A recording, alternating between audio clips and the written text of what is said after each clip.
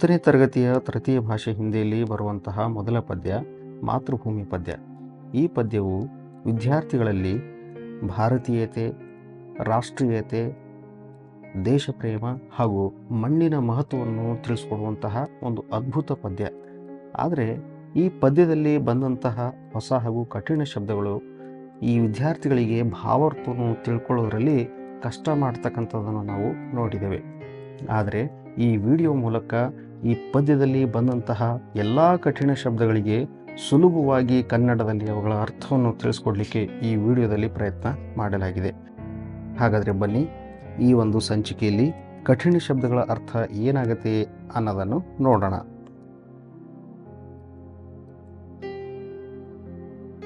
ಮಾತೃಭೂ, ಭೂಮಿ ತಾಯಿ. ಶತ್ ಶತ್, ನೂರು ನೂರು. ಬಾರ್, ಸಲ. ಪ್ರಣಾಮ್, ನಮಸ್ಕಾರ. ಅಮರ್, ಸಾವಿಲ್ಲದ. ಜನನಿ, ಜನ್ಮ ನೀಡಿದವಳು. ತುಮ್ಕೋ, ನಿನಗೆ ಅಥವಾ ನಿಮಗೆ. ತೇರೆ, ನಿನ್ನ. ಉರ್, ಹೃದಯ. ಶಾಯಿತ್, ಮಲಗಿದ್ದಾರೆ. ಹರೆ ಭರೆ, ಹಸಿರು ತುಂಬಿದ. ಖೇತ್, ಹೊಲ. ಸುಹಾನೆ, ಸುಂದರ. ಫಲ್ ಫೂಲ್, ಹಣ್ಣು ಹೂ. ಯುತ್, ಕೂಡಿದ. ವನ್, ಅರಣ್ಯ. ಅಂದರ್, ಒಳಗೆ. ಭರ, ತುಂಬಿದ. ವ್ಯಾಪಕ್, ಅಪಾರ.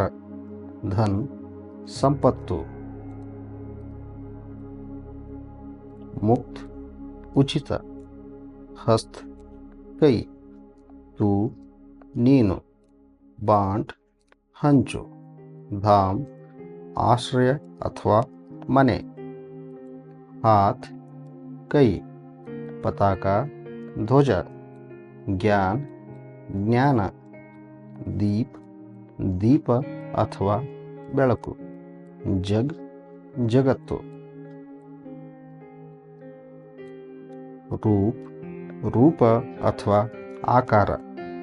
ಬದಲ್, ಬದಲಿಸು. ಮಾ, ಅಮ್ಮ ಅಥವಾ ತಾಯಿ. ಹಮ್, ನಾವು. ಆಜ್, ಇವತ್ತು. ಸಾಥ್, ಜೊತೆ. ಗೂಂಜ್, ಕೂಗು. ನಾದ್, ಸ್ವರ. ಸಕಲ್, ಎಲ್ಲ. ಗ್ರಾಮ್, ಹಳ್ಳಿ ಅಥವಾ ಗ್ರಾಮ.